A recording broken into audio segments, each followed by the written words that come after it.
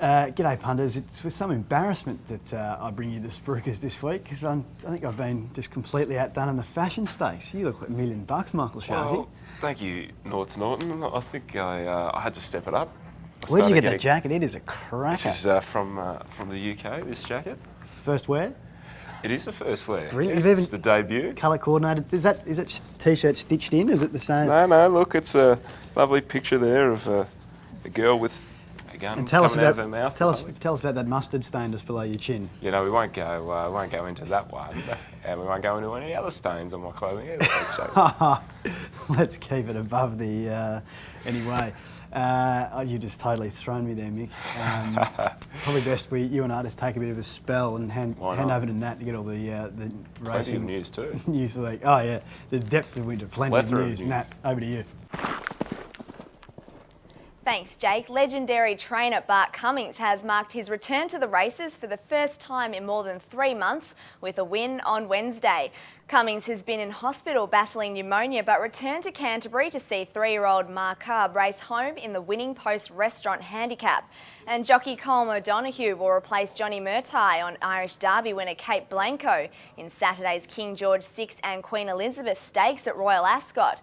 Murtai was handed a ban for careless riding on Star Spangled Banner in the July Cup at Newmarket. And that's the latest racing news. Back to you guys. Thanks a lot for that cracking news, Nat. And I've been reliably informed that that's egg yolk. It was, yeah. Just, well, I always say, between your pectorals, if you're going to have stains on your clothes, colour coordinate them. So you're very well done. Yeah. No, you're still looking smashing. Seamless.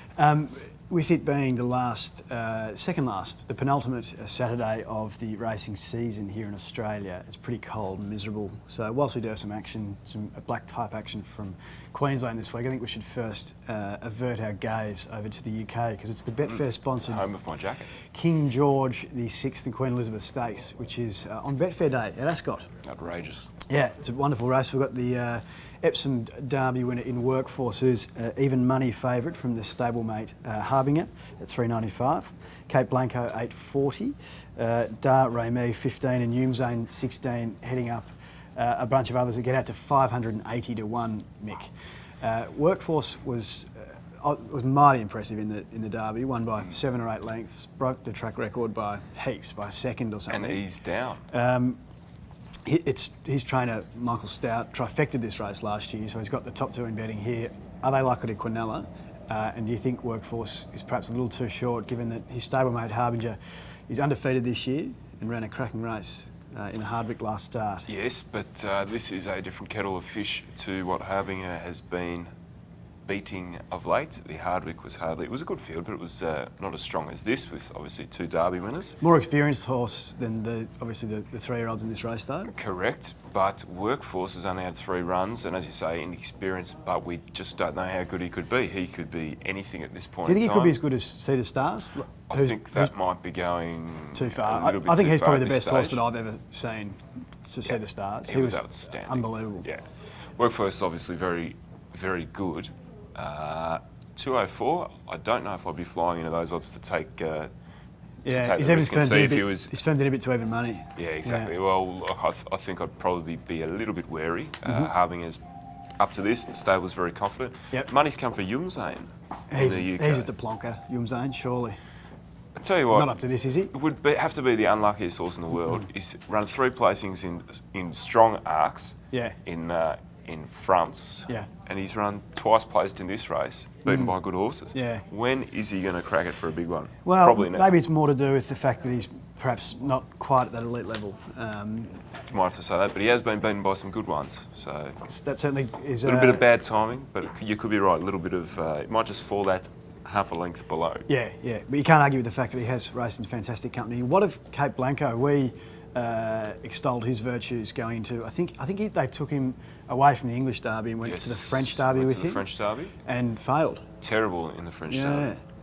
Horrific in the French Derby. Can you shed any light on that for the punters? He was just ordinary. Never travelled. Got buried back in the field, and I was screaming at him from about the 600 because he had my heart earned on him and he was going. Okay, thank you very kindly, and colourful language there too from the Shark. Thank you so kindly. There's been a bit of money for Dar Remy, the mare who ran a flop in the Eclipse, but there's been a bit of support for her. And also the French horse, Daryakana. Do you give any of those any chance at value? Daryakana, I'd be half getting warm about it on an each-way basis, but I think probably the top two in the market, possibly place bets Yunzane and Daryakana. But a stout Quinella. Yes. You can of course bet on the UK tote through Betfair as well.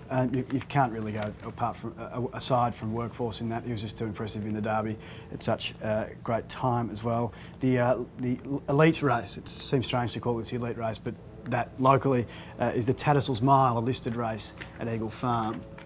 3-year-olds probably, I think, dominate this. We haven't got a market just at this stage. Of course, on Betfair you can ask for a price. Markets will be up today, it being Thursday. 15 Carat and Silver Spur both come out of the Sunshine Coast Guineas. 15 Carat won that race.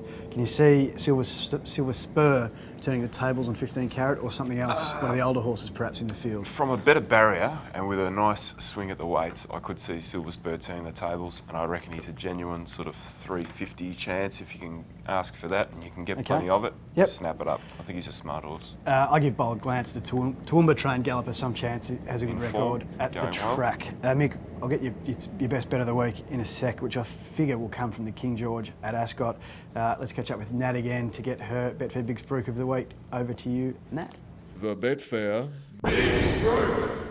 All right, guys, my Betfair Big Spruik this week is in the King George. I'm going to take Harbinger at around $4.